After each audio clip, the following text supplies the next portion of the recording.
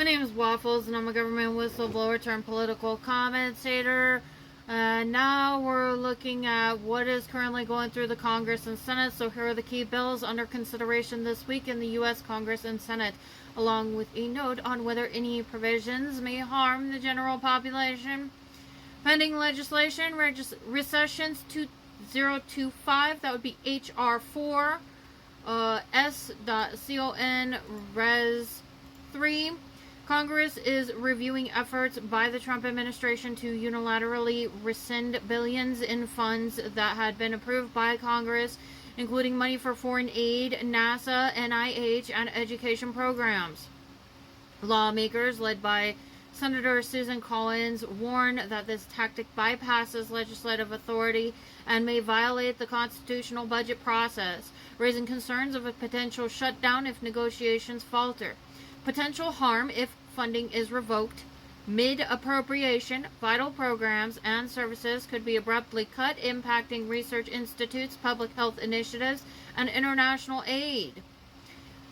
Health insurance tax credit extension bill. Lawmakers are debating whether to extend the pandemic-era health insurance premium tax credits set to expire at year-end.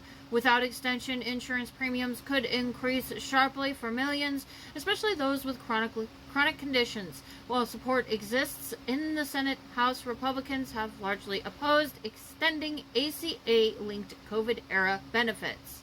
Potential harm: expiry could result in millions losing affordable coverage and facing significant financial burdens for health care.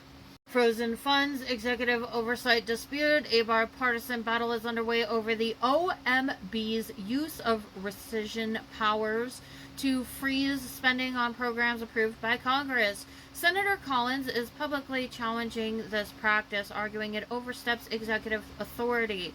Key dollars at risk include funding for NIH, foreign aid, education, and science grants. Potential harm could lead to programmatic disruptions, legal battles, and uncertainty over funding timelines for essential services. SNAP cost sharing requirement. Under Senate reconciliation proposals, SNAP, food stamps, funding could be conditioned on states contributing between 5 to 25% of benefit costs, depending on error rates. This policy shift begins fiscal year 2028 and requires states to raise significant local funding. Potential harm could reduce access to food assistance, strain state budgets, and increase food insecurity, particularly in low-income communities. One Big Beautiful Bill, OBBBA, reconciliation package.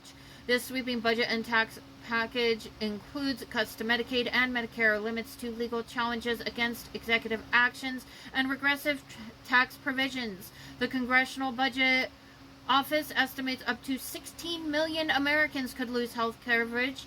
Senate Democrats have challenged and eliminated some provisions via the Byrd Rule, BYRD, but work requirements and benefits redetermination tasks remain. Potential harm: widespread access to healthcare programs could be reduced, particularly among low-income, elderly, and disabled populations.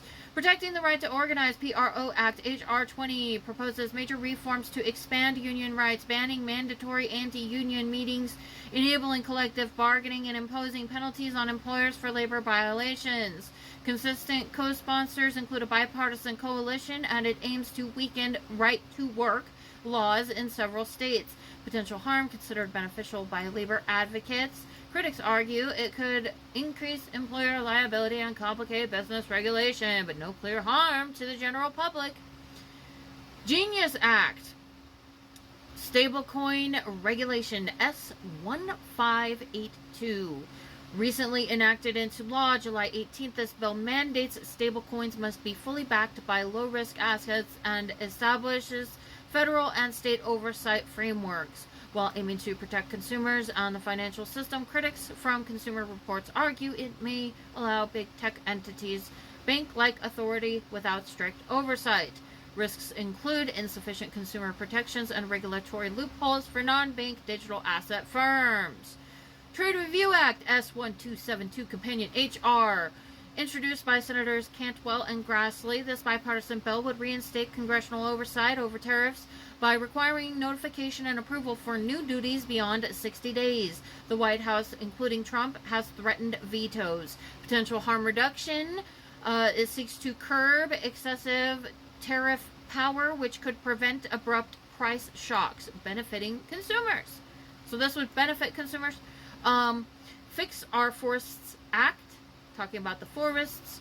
H.R. 471, a bipartisan wildfire mitigation bill aimed at expediting forest management, permitting increasing fuel reduction projects and enhancing community fire resilience built in response to increasingly destructive wildfire seasons and long permitting delays. Public benefit supports public safety and climate resilience. No harmful provisions identified.